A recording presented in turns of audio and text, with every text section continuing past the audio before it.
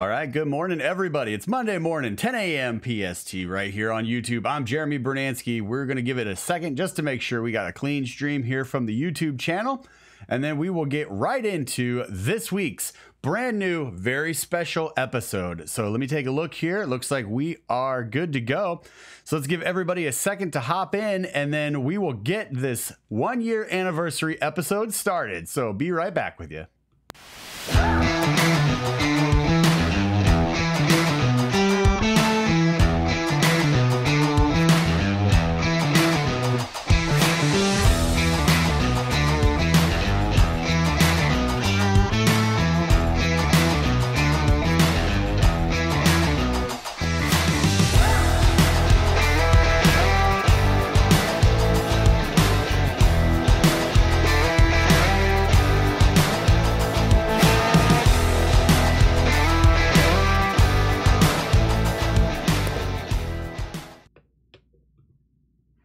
All right, and we are back. Thank you guys so much for joining me this morning. It is, as I said at the top of the show, the 1-year anniversary. Very special episode. Now, for those of you who may be wondering, this is not the 1-year anniversary episode for writing movie reviews or doing movie reviews or anything like that.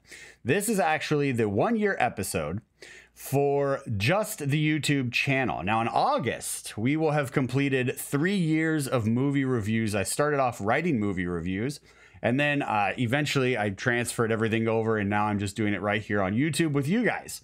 So we are coming in on a closing of 3 years, and then in August, we'll start the 4th year of movie reviews. But right here on YouTube, it has been 1 full year of YouTubing with you guys to talk movie news, reviews, and more. So thank you so much for joining us. We have a special video that we're going to do at the very end of today's show.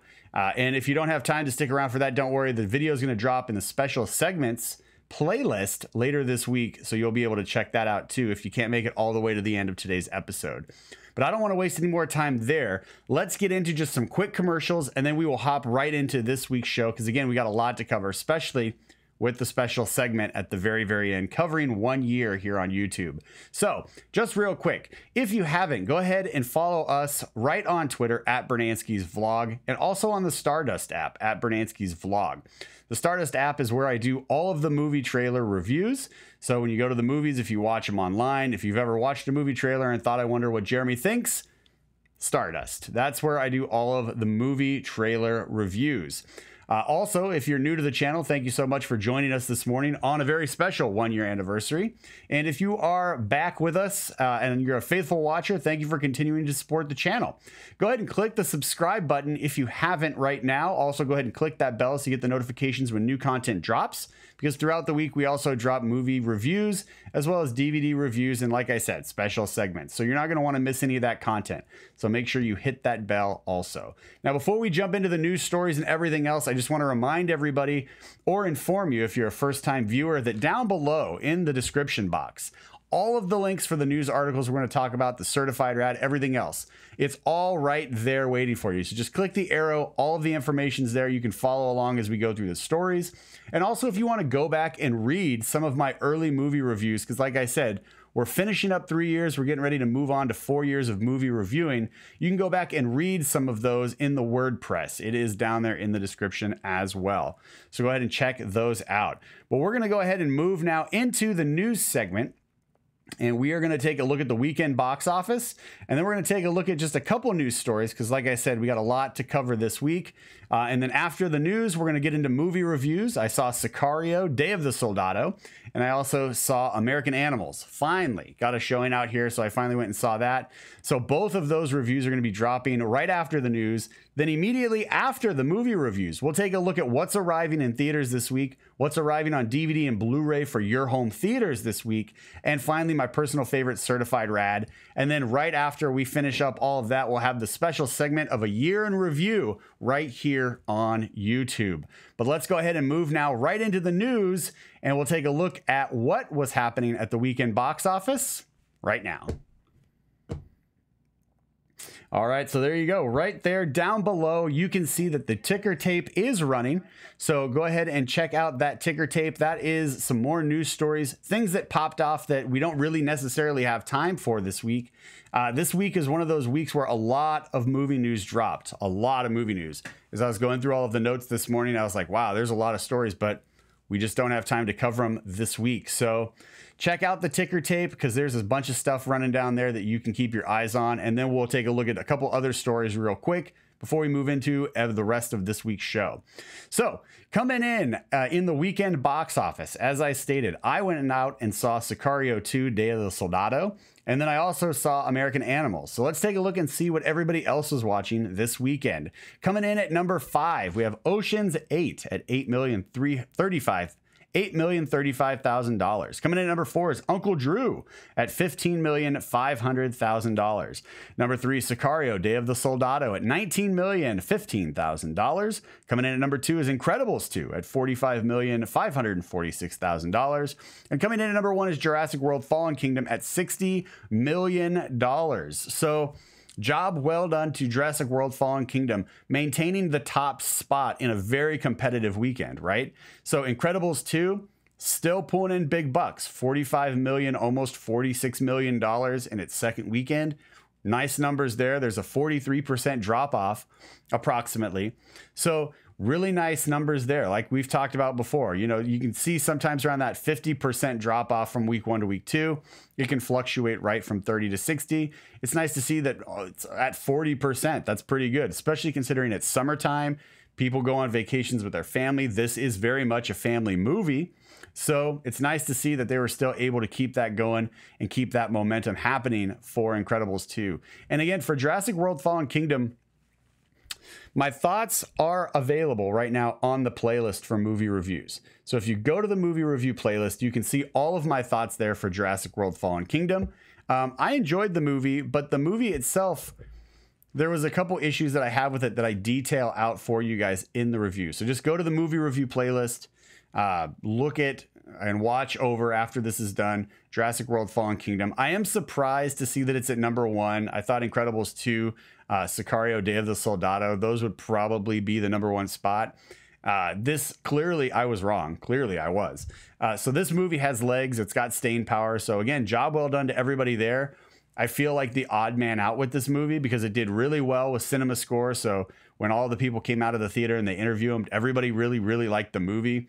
It's obviously doing well at the box office, right? We see the numbers. Everybody's going out for a second, third viewing.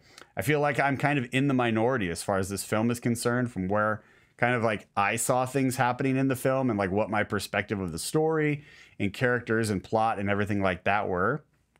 So if you want to hear, if you really enjoyed the movie and you want to hear kind of a contrasting ideas as far as the story and everything else goes, definitely check out my review. Because like I said, I feel like I'm the odd man out on this one because I didn't really love Jurassic World Fallen Kingdom, and I'm a little surprised to see that it's at number 1. Like I said, I thought Incredibles 2 or Sicario for opening weekend would have definitely taken the number 1 spot. But Sicario 2, you'll hear my thoughts on a little bit later in the show. Like I said, I got out to see that this weekend, so stay tuned for that. Uncle Drew, I was going to go see, and then I went to the theater and they had a screening of American Animals. So I was like, I can't complain about no viewings for American Animals. And then when they have a viewing, I don't go see it. So I checked out American Animals. I still want to see Uncle Drew. I'll probably check that out this coming weekend when you hear what else is coming out this weekend. Obviously, if you're faithful watchers of the show, you know there's one movie coming out this weekend I'll be excited for and one I'll probably miss. So I'll probably make it up with Uncle Drew on the second viewing. Ocean's 8, I enjoyed. My review for that's available as well. In the top 10, we've got Won't You Be My Neighbor, which I really want to see. Solo, A Star Wars Story. Sanju? Not familiar with Sanju. Deadpool 2 and Tag. So my reviews are available for Ocean's 8, Tag, Deadpool 2, and Solo, A Star Wars Story, as well as Jurassic World Fallen Kingdom and Incredibles 2.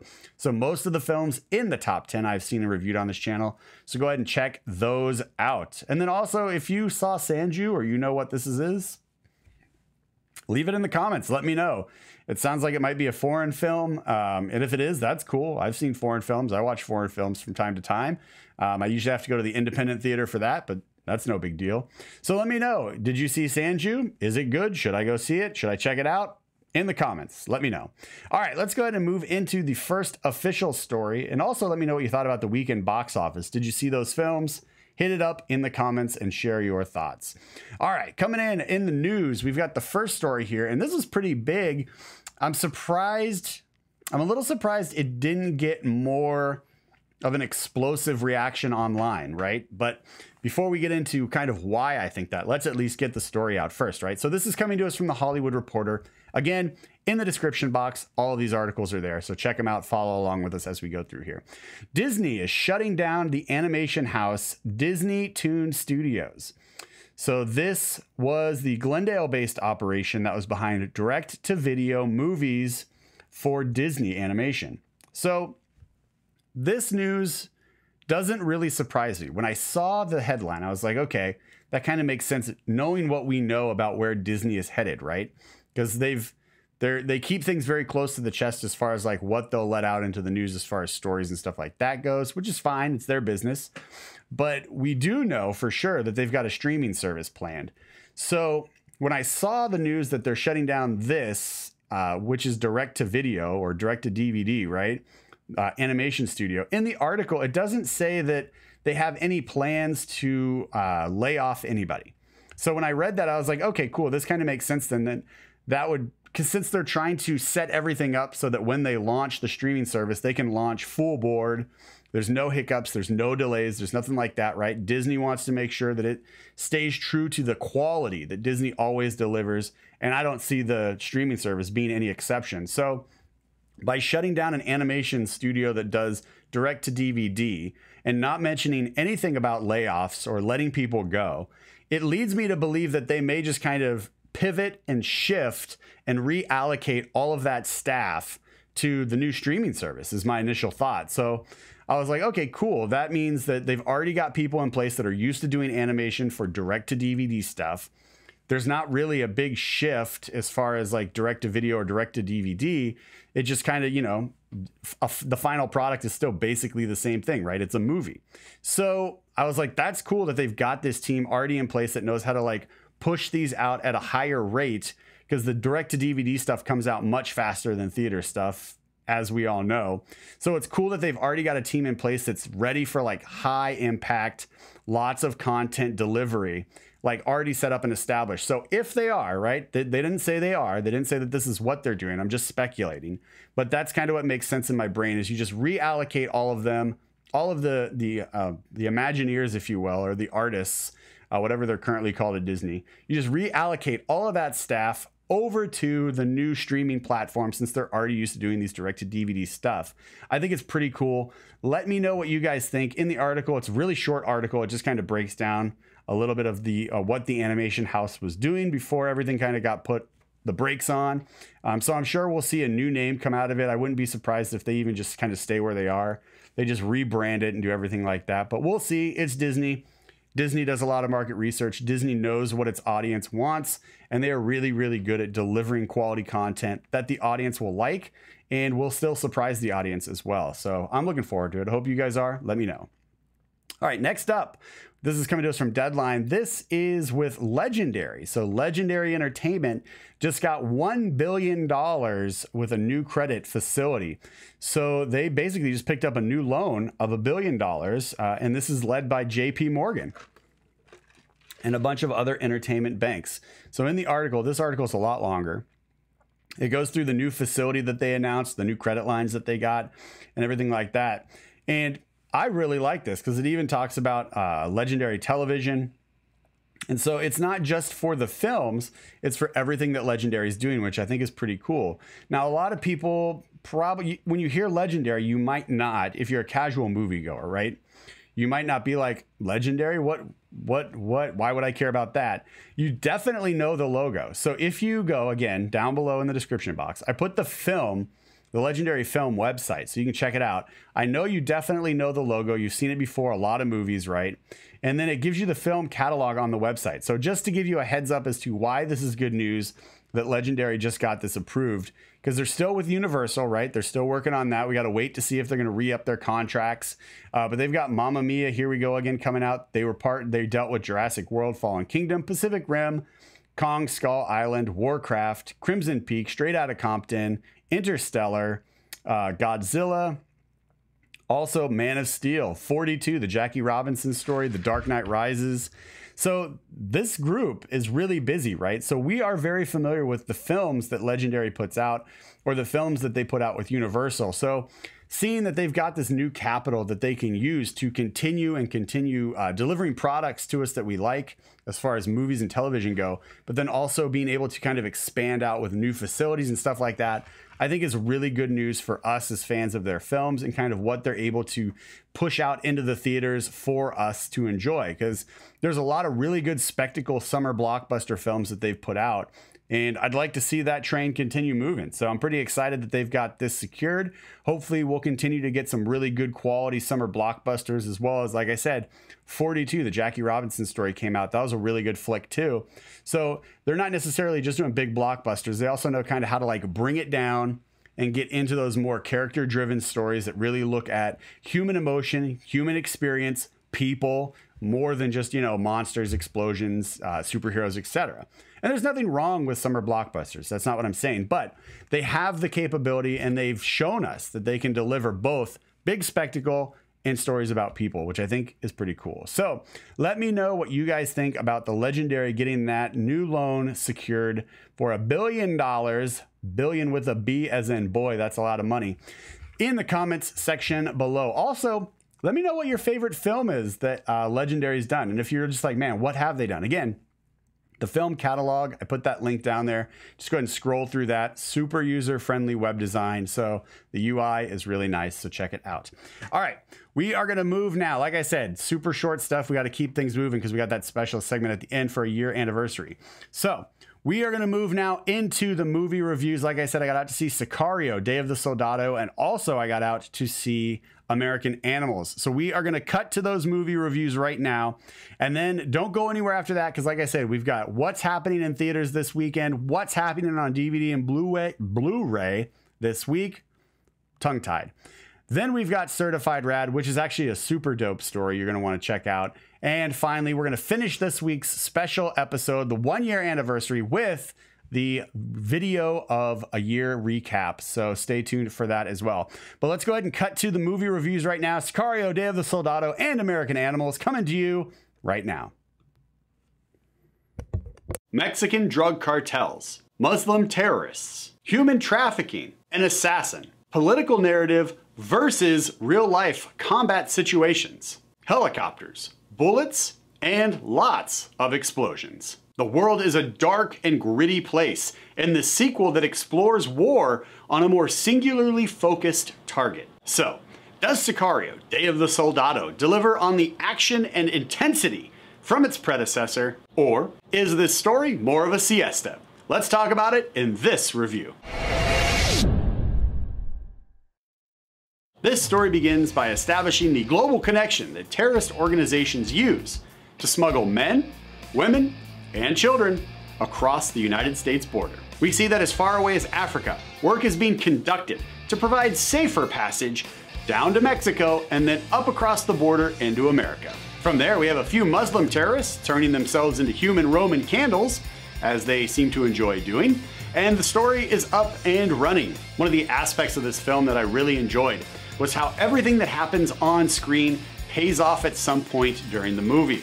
It might pay off shortly after it happens, or it may be later in the movie. But what's happening on screen is happening for a reason that we will find out about before the credits roll. For example, the young boy in Texas, who is almost run over by Benicio del Toro, Jeffrey Donovan, and Josh Brolin's car, pays off towards the end of the second act. But we have to wait from the beginning all the way to the end of the second act to get that payoff. Also, the Muslim terrorists who blow themselves to bits at the beginning, that also pays off towards the end of the second act of the film, when their real identities are revealed, thus changing the political narrative, adding a new level of tension to the story.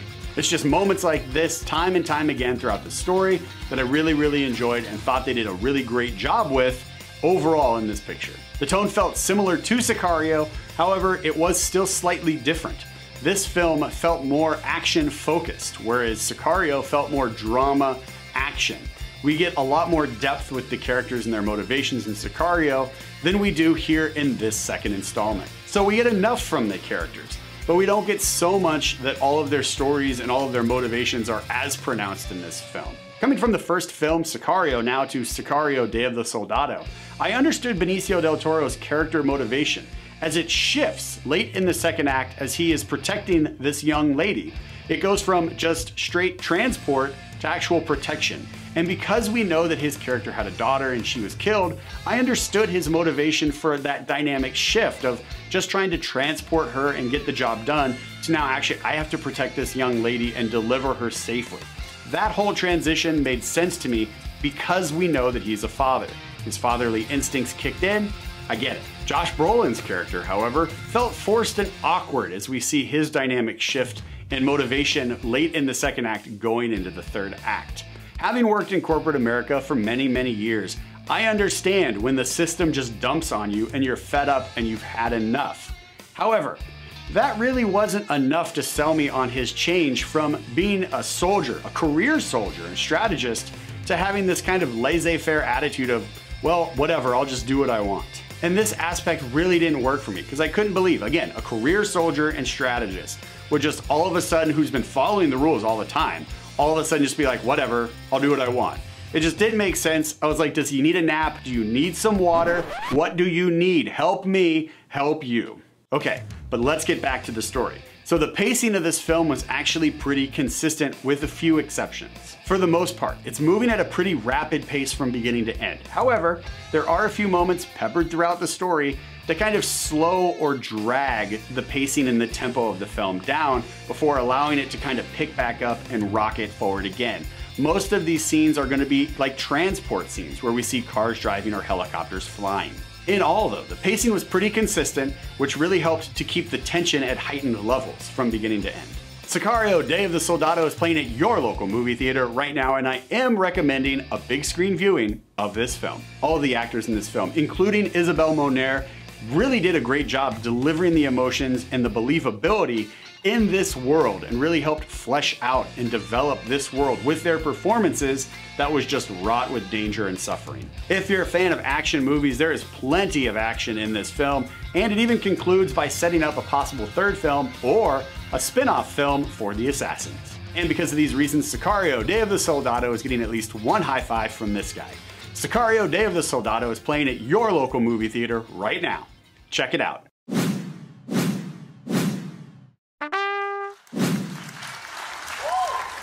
The Audubon books are some of the most expensive books on the market for the most exclusive, influential, well-to-do buyers. Interestingly, in Kentucky, a college library actually houses one of these books, as well as a few other first editions that are looked after with incredible care. 4 college students decide to try their hand at thievery, and the adventure begins. So, does American Animals deliver on the actual real-life story of a heist gone awry, or does art fail to imitate life? Let's talk about it in this review. The story begins by proclaiming this movie is not based on a true story. It is a true story. From there, we're treated to a recreated version of the real-life story, as well as interviews with the real-life people, matched with the recreations of the actual story seen on screen. In previous reviews for other films, we've talked about how certain movies have edits that are really choppy, and it just really kind of prevents the story from feeling fluid and smooth in its delivery. This film is the complete opposite of that critique. There are many cuts in between the real-life interviews with the real-life people and the recreation that we see on screen. And yet it all feels smooth, it all feels balanced, the transitions feel fluid, it just really works, and it's one of the highlights for me in this film. While it does jump around a lot, it never feels jumpy. The balance that they strike between the actual people in the interviews and the recreation was fantastic. The premise of the movie is fairly straightforward. It just deals with 4 college students who decide one day that they're going to steal a priceless book from a poorly guarded library. However, that's just the surface level details of the story. The film actually dares to explore a lot more as far as the characters are concerned. It's about 4 individuals who all desire something unique for their lives, and interestingly, collectively, they all decide that this single act will fulfill each of their singular desires. And each of these men had a desire or a longing to feel and belong, or to at least be pursued to show some value of worth. Because if you're chasing after them, that means you must care about them enough to pursue them, just like they're pursuing and chasing after these books, right? And the story does a fantastic job of showing us this journey that these characters in real life go on in this film. And one of the ways they do this is by interviewing the actual guys from the actual story and getting their memory and their take on the events that we're seeing unfold on screen. The interviews did a really great job of highlighting and developing and building out these characters because they're real life people, and we get a great sense of that in this film. By the end, we completely understand who these guys are and what their motivations were. And if there was any confusion about why they would make the decision to do this one singular act, these are articulated very well, these questions, by the real life teachers, by the family members, even by the librarian, and by the guys in the story, but in retrospect. And if you pay attention closely, there are hints, subtle hints, throughout the movie that will actually give you a clue as to the surprising twist at the end. And that twist, that little surprise there at the end, really did a great job of showcasing and once again highlighting that this movie is about these four individuals, one individual in particular. And I won't spoil that ending for you guys or the twist, because I think it's really profound in the story as far as the characters and character development goes. And it also opens up the door for discussion once you leave the theater when the credits begin rolling. American Animals is playing at your local movie theater right now, and I am definitely recommending a big screen viewing of this film. This is a well-structured, well-paced, brilliantly told story of recreating real-life events and pairing that with actual interviews from the real-life people. The drama that each actor emotes in this film did a fantastic job of actually helping us move through the story with them and experience all of these emotions with them from beginning to end. It's captured wonderfully on camera, the roller coaster of emotions these guys go on, from just the idea of what they wanted to do versus all the way to the very end of the film, looking back in retrospect. And there's some nice callbacks throughout the film to Ocean's 11 as well as Reservoir Dogs. And because of all of these positives that we've just discussed in this review, American Animals is getting both high fives from this guy. American Animals is playing at your local movie theater right now. Check it out.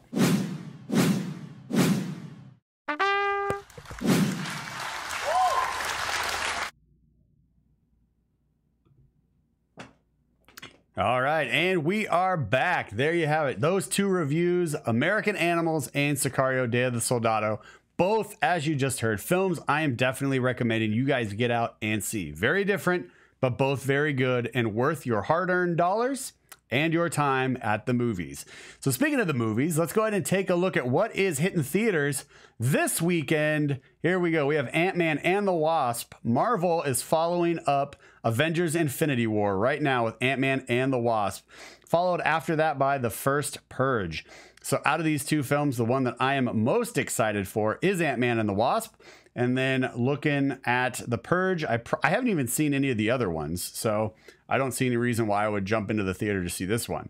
But this might be the weekend where actually I'm able to get out to see Uncle Drew, since I didn't get out to see it this past weekend because of American Animals. So looking forward to Ant-Man and the Wasp, looking forward to Uncle Drew. If you guys are looking forward to The First Purge, hey, that's awesome. Let me know in the comments below what you thought about the other films, because, you know, it's got a whole franchise built around it now. All right, coming out on DVD and Blu-ray this week, we have Blockers, 7 Days in Entebbe, and Beirut. Out of these three films, I have seen 7 Days and Beirut. Both of those reviews are up on the YouTube channel right now. You can check those out, again, in the movie review playlist. They are waiting for you. I have heard really good things about Blockers. I've not seen it yet, as I just stated. But if you have, let me know your thoughts in the comments below. Should I check this comedy out? Or is there other films out there right now that I should go ahead and see in place of that? All right, let's go ahead and move now into the last segment of the show before we cut to the anniversary video. We are going to be taking a look at my personal favorite, Certified Rad. You guys never know what's going to drop, but I guarantee whatever drops is Certified Rad. So if this is your first time watching, Certified Rad is a story of or something that I find online, like a book, a gadget, a story about people helping people, whatever the case may be. Or in the case of last week, it's something that somebody sends me and recommends. They say, hey, check this out. I look over it. If it's rad, if it's certified rad, we talk about it right here. So this week, this is stories coming to us actually from Good Housekeeping. And again, if you want the link, just hit the description box, expand that. It's available for you. And it is about a single mother by the name of, and this is back in 2008, a single mother by the name of Jennifer Maddox, who is now 46. She's a Chicago native, and she's also a police officer and security officer at one of Chicago's housing projects. So what happened is while she was at work, and she was, and this is all after she was done doing her policing, she was working at these houses with these projects, and she noticed that there was about 1,200 kids who were living in these housing projects. And a lot of these kids were getting into trouble, and they were, they were bored out of their minds. And so what did they do? They got into mischief, right? Idle hands are the devil's workshop. That's what they say. So what does Jennifer do? Jennifer decides that she, after earning the trust of the residents, convinces the building management to let her provide after-school activities for all of these children so that these children don't get bored. They don't go out into the neighborhood and become criminals, or they just don't go out and just cause, property damage or whatever with kids being dumb kids, right? So she decides to set up this whole new after-school program. And once she's done patrolling, right? And then in 2011, she officially founded Future Ties, which is a nonprofit that provides after-school and summer activities in addition to mentorship for children who are under 18. Or who are 18 or under. Now, to date, since she enacted Future Ties, crime in the housing project area has decreased. It has gone down by 70%. Huge 70% decrease in crime in the housing projects because of her seeing a need to help these kids and get them some activities so they don't get bored, they stay engaged, they can do things that are going to provide some self-confidence, provide some self-worth, right? So not only was she a single mom here at this point, she's also a police officer in Chicago. She's working in the housing project. She sees the need. She creates the nonprofit. And now her neighborhood and this whole area has a decrease of crime by 70%. And when you can see that and you can change the dynamic of your neighborhood in such a profound way just by helping kids, you can guarantee that that is certified rad. So definitely check out this article. Again, it's coming to us from Good Housekeeping. Super, super certified rad, guys. Can't say enough. All right. And that pretty much wraps up everything for this week's show. Thank you guys so much for joining me here this week for the 1-year anniversary episode of Brunansky's vlog on YouTube. Again, if you want to go back and read some of the older movie reviews that I've written, you can go all the way back. Again, that's on the WordPress Brunansky's blog with a B, as opposed to this channel, which is vlog with a V. So just hit that up. You can check out all those movie reviews. Again, it goes all the way back to 2015. We're closing in on 3 years. We're getting ready to start 4 years in August of movie reviewing. So hope you guys enjoyed all of the fun and everything else that we've had talking movies. We're going to go ahead and move now into the special video for the 1-year anniversary. So thank you to everybody who's still stuck around and is still watching this all the way through the ending. Thank you to everybody who has been along with us since day one here on the channel. And thank you to everybody who's been reading the reviews for the past 3 years, now moving towards 4 years. Appreciate you guys. Really have enjoyed talking movies with you guys. Looking forward to talking even more movies and everything else going forward on this channel. So make sure you click that subscribe button so you don't miss out on any future episodes or future content. Hit the bell so you get notified when the content drops. Give me the thumbs up if you enjoyed any portion of this, because again, the thumbs up helps people who like movie related shows find this movie related show right here on YouTube. Also follow us on the Stardust app and Twitter at Brunansky's Vlog. And let's go ahead and cut now into this special 1-year anniversary video, recapping some of the highlights and some of the changes that we've gone through on this YouTube page over the past year. Thanks again, everybody. Hope you enjoy this video. We'll see you next Monday at 10 a.m. PST right here on YouTube with a brand new episode of Brunansky's Vlog. Oh, hi. I didn't see you there. And why would I have? You're hanging out inside my office like some weird, creepy stalker. But enough about your weird, creepy, stalkery behavior. We're not here to talk about that. We're here to talk about the 1-year anniversary of Brunansky's Vlog right here on YouTube. Over the course of the year, it's gone from me and my dog and my iPhone talking movie news, reviews, and more with you, to here now inside the office talking movie news, reviews, and more live on YouTube. And I want to thank everybody for coming on this journey with me now over the course of a full year. What started off as me trying to learn how to do video editing. What is an overlay? How does that work? How do you change the background? How do you create live streams? What is a live stream? How do you get the live streams to look professional? All of these little things I had to learn and go step by step through the process with you guys over the course of this year. And again, I just want to thank you for joining me on this journey. Now, if you haven't yet clicked subscribe, go ahead and do that. And then also hit the bell so you get the notifications so you get alerts when the new content drops. Finally, if you enjoy any portion of this, go ahead and give me the thumbs up, because the thumbs up helps people who like movie-related shows find this movie-related show right here on YouTube. Now, over the course of the year, if you're faithful followers of the show, you have seen a lot of changes, specifically with the intros that we used to do before each segment.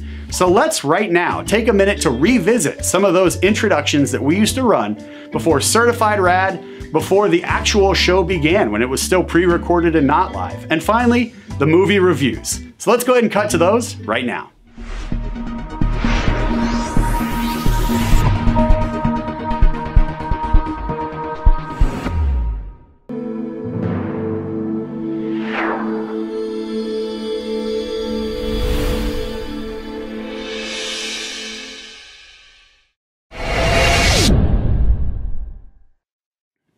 And for the faithful watchers of the show, as well as everybody that follows us on Twitter at Brunansky's Vlog, you know that we still use that red smokescreen intro for the Tuesday shoutouts, where we recognize new followers on the Twitter page. As well as for everybody who watches the movie reviews, you know that the blue movie review disc, that intro still plays as well, right there on the movie review playlist section. But one thing we don't do, we didn't keep everything, obviously. One thing we got rid of over the course of the year was Facebook Live. Facebook Live was great for us learning how to do live streams. How do you make it look professional? How do you actually make it look like a produced show? Facebook Live was great for cutting our teeth, but once we hit that 100 subscriber mark here on YouTube, we got rid of the pre-recorded episodes. We got rid of Facebook Live, and now we just do it all right here, live on YouTube every Monday morning at 10 a.m. PST. So let's go ahead and take a jump back and look at some of those early cuts of Facebook Live where we were still learning how to use the programs and how to do live streams. All right, good morning, everybody. It's Monday morning. This is Brunansky's Vlog live on Facebook. We just had another brand new episode drop on the YouTube channel. It was the season 2 finale, so I hope you guys had an opportunity to check that out. So let me go ahead and give everybody a second to hop in here, and then we will go ahead and get this morning's Facebook Live session started. And there you have it. 1 year later, we're off Facebook Live and we are fully into YouTube with live streaming, as well as some pre-recorded segments for special segments, movie reviews, and DVD and VOD reviews. So let's just take a look back and see what we've accomplished over the last year. Because we started off, obviously, with 0 followers, just like everybody does. A year later, we're now over 100 subscribers, climbing our way to 200, so thank you guys so much for sticking around this long. Looking forward to spending the next year with you as well. So far this past year, we did 47 weekly videos. Now, sickness happened, and then some of you faithful watchers remember that Austin the dog passed away, which was not easy for me. Still not easy. And so we lost step with a couple episodes here and there throughout the course of the year. But we picked right back up with 80 movie reviews, 47 certified rad segments, 37 Facebook live streams, 15 DVD and VOD reviews, 6 special segments, and 7 promotional videos. And we'll get to those promotional videos before we close out this special segment celebrating the 1-year anniversary. But let's take a look really quick at some of those movie reviews and see what all we've discussed over the past year. Does Geostorm actually live up to the wild storms promised in the trailers? Or is this film a wash? Let's go ahead and take a look in this review. Does Death Wish deliver on the story of a father taking justice into his own hands? Or does the old vigilante need some insure and a nap? Let's dive in and take a look in this review. Does Justice League deliver on a story that will make us as fans happy? Or did the Super Friends have to call in sick? Let's dive in and take a look in this review. Let's dive in and take a look in this review. In this review. In this review. Let's talk about it in this review. And there's the movie review segment, a very big segment on this channel because over the course of the year, I believe it averaged out to about 2 movies a week, which is pretty good. But we didn't stop there. Then we jumped right into the DVD and VOD segment, which is movies that you can go to your local used bookstore and pick up. You can pick up Blu-rays brand new as soon as they're released in the store. Order them on Amazon. Also the VOD, video on demand. What are you guys watching on Netflix? What can we stream? What did we watch? What did we review? It's all right there in the DVD VOD playlist. So let's jump into that playlist really quick and take a look at what we watched and reviewed with you guys over the past year.